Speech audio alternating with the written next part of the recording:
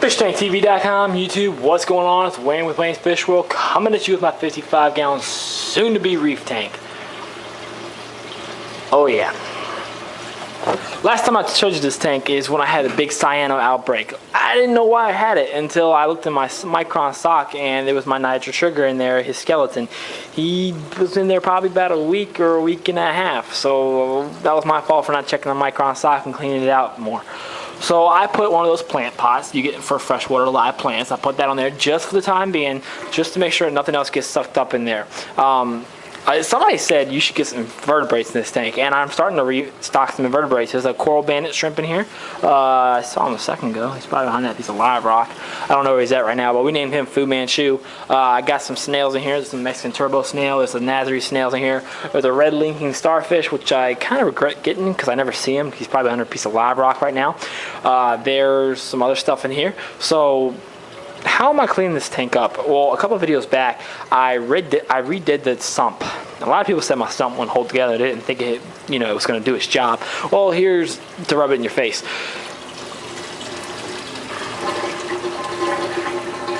Sump's working good.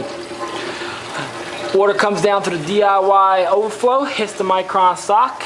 Water flows through here, hits the chamber, flows down to into the refugium with a shallow sand bed for aerobic bacteria to form. More biological filtration. Got Haladia and Caulerpa in here. Got a deep sand bed, removing nitrates. Now this is not a deep sand bed yet. I mean, it's a deep sand bed, but it's not a mature deep sand bed yet. It's not a denitrifying deep sand bed yet. They take a long time to mature. Sometimes it can take a year. All depends on the bio load of your tank. It can take a while. So after that hits the heater, comes back up through the pump. Gonna get into this a little more later on, but comes back up through here, hits that return. And I also installed a Aquatech 30 hang on the back filter on this tank, just to run some carbon on this tank. And you can see I still got a lot of cyanobacteria, but it's taking it out, guys. I'm also thinking about taking this Aquatech 30 off, taking my 125 filter, putting this on here for more water flow in the reef tank, and it gives me more filtration. I can put more carbon in here, Chemipure Elite, and calcium to keep SPSs and other corals happy. So definitely going to do some good stuff with that. I might get a bigger filter for the 125, probably a canister filter, because I just need a little more kick into the filtration. So also reduced the power head because I'm getting the blue tang, hot damn, blue hippo tang, probably next week. Here's the bad news, and this is why I'm making the videos. This is why I've been gone for so long, guys, because I've just been pissed off with my tanks, honestly. And it wasn't even my fault, to tell you the truth. My yellow tang that I had here before, it died. It stopped eating the frozen food. It stopped eating the flakes, pellets, nori, seaweeds, red dragon tongue, etc. It stopped eating. And when a fish doesn't want to eat, it doesn't want to live. So I went back and replaced that yellow tang.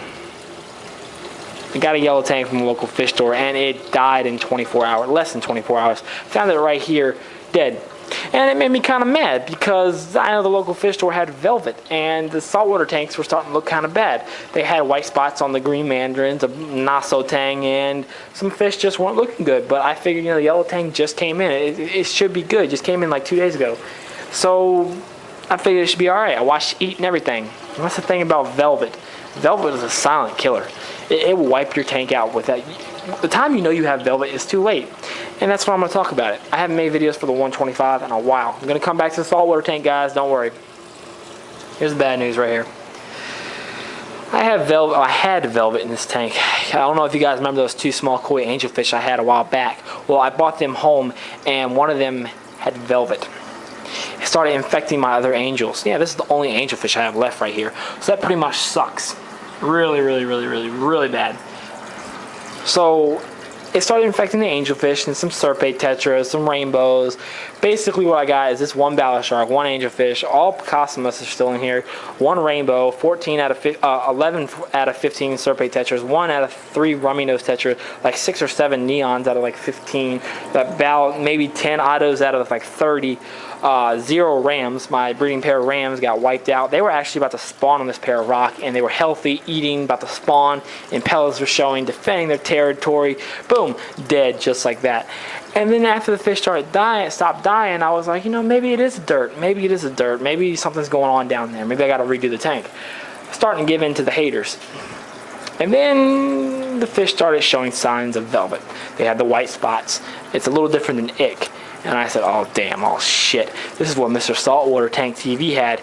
Now, he had a 90-gallon reef. You all know Mr. Saltwater Tank TV. And it wiped his tank out. So imagine what it's doing in mine. Now, there's 3 different types of velvet that I know of. There's a marine velvet, there's a freshwater velvet, and there's some other one. I think the marine velvet's the worst. But I dosed this tank. I did everything I could. When it came down to it, this is all I got left. At least I didn't lose everything. I stopped dosing fertilizer on this tank, so I got a little bit of blackbeard algae because I stopped dosing Excel, CO2 fluctuations, you know, that'll trigger blackbeard algae. So gonna get this tank back on track. Velvet is finally gone. So that being said, that velvet was in my local fish store, and I know it was for a fact because the angelfish in that tank started disappearing, and some got moved to the sick tank. So if the angelfish in that store were getting moved to the sick tank and they weren't sick, you know something was wrong. God, I wish I knew that before I got them. They got moved to the sick tank after I purchased them. And a lot of people are probably saying, why don't you watch the fish eat, swim, breathe, just the way it acts and behaved? I did. That's the thing. Velvet is a silent killer. It's Ick's big cousin on steroids with Chuck Norris behind him, backing him up. It'll wipe your tank out. So back to the saltwater. That being said, I know the saltwater tanks have velvet too, because they started showing signs of white spots and they just weren't acting right. And then, you know, that yellow tang died. So I'm getting that replaced, and that really sucks. It really does suck. I'm getting that replaced. I'm getting a blue hippo tang next week probably, and I can't wait to get that. I've always wanted a blue hippo. Now, hold on, tang, please. Hold on. Blue hippos. I'm gonna make a video on tangs very soon once I get 2 tangs back in this tank. Back in the day, they said a yellow tang and a blue tang could both go in a 55-gallon tank. They moved it to a 75-gallon, they moved it to a 90, they said moved it to 100, and then finally 125, and the blue hippo tank is rated for a 180-gallon tank right now. So I want to tell you a little something. They recently moved the yellow tang back to 100. What's the deal? These fish both sell really good. If you can sell a fish, why not sell the accessories with it? That's called add-on sales. You make more money. That being said, a fish that's big could need a really big tank. So what they tell you is the fish needs a huge tank when it really doesn't. Back in the old days, yellow tangs needed 125 for one good reason, and that was 100% true. They needed 125s because of their food source. It was really hard at first to feed yellow tangs in the captivity. You need to feed them algae, and you need to give them big tanks so they wouldn't wipe out their food source pretty much. So that's the only reason they need that big of a tank. Now, a blue tang, does it need a 6-foot long tank? Yes, it does if it gets fully grown. But a small blue tang in this tank would do fine. Am I secretly trying to upgrade by getting a huge fish? Maybe so. That's my little secret. But getting a blue tang next week, hopefully, and a yellow tang, maybe. So that being said, how am I fixing my flaws? How am I learning from my mistakes? How am I making this tank better? I thought about this tank, sat down, just thought a lot, and I said, I need to work on my equipment before I invest in more livestock. I need to make sure I can do everything in my power to entrust myself with this tank, you know, less likely to run more problems. So, I'm getting an eShop hang on the back 100. A lot of people say, why don't you get a huge hang on the back filter or a huge in-sump filter like an octopus or a cone or something like that. I'm not spending a lot of money on a big skimmer for a little small tank. A 55-gallon is a small tank for saltwater. I think it's one of the first steps out of a nano tank. That being said, yes, you are supposed to go 1+1 on your skimmer, but if you go really big, it's going to pull all the nutrients your corals and livestock needs out of the system as well. So I'm getting an eShop hang on the back filter, and it's probably going to go right here because I want more water flow in the reef tank. I'm going to try to get my hang on the back filter, my 125.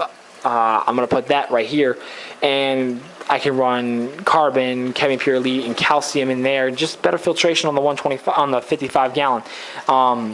Down here, this is where it gets fun. My pump is going to get cut off with this diverter valve. This part right here is going to go back up to the main display. This part right here half-inch tubing.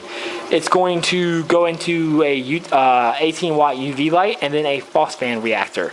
Phosphan reactor is probably being hung on the side, and it's going to put clean water back into the sump. I want the clean water to come back on this side. That way it can just hit the refugium again, hit the deep sand bed again, and just get cleaned up that much more. And there's nothing wrong with that. So installing an 18-watt UV on this tank, installing a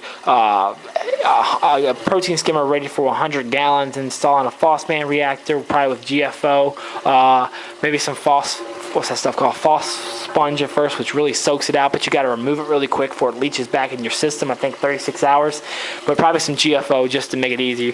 Hi, Blackie, my dog. So definitely doing some improvements in this tank. So if you guys are wondering why I got lighting on this tank, this is a T5 high output 48-inch light. It's 216 watts, got I think about 8 watts of LED moonlight, 10,000K, and then Actinics, I forgot the rating of the Actinics, but it's rated at 216 high output T5s. So yes, I can put SPSs up here. I can put, you know, a little bit of LPSs and leathers down here. I can put more softies down here. So that's what I like. It's not really cutting into my electric bill like metal halides would. Would I get more coral growth from metal halides? Yes, I will. But I would need a chiller. And could I get LEDs? Yes, I could, but I think T5s is just the best way to go on a 55-gallon tank. It's simple, and yes, metal halides would give me better growth, but I'm not investing in a metal halide. I'm not investing in a chiller. So that being said, I'm happy with these T5s, and I cannot wait to restock corals. Cannot wait to start, you know, getting my tangs back. Once these 2 tangs are in here, that's probably gonna be the last fish going in this tank, period, because of the bio load. I want to keep it small.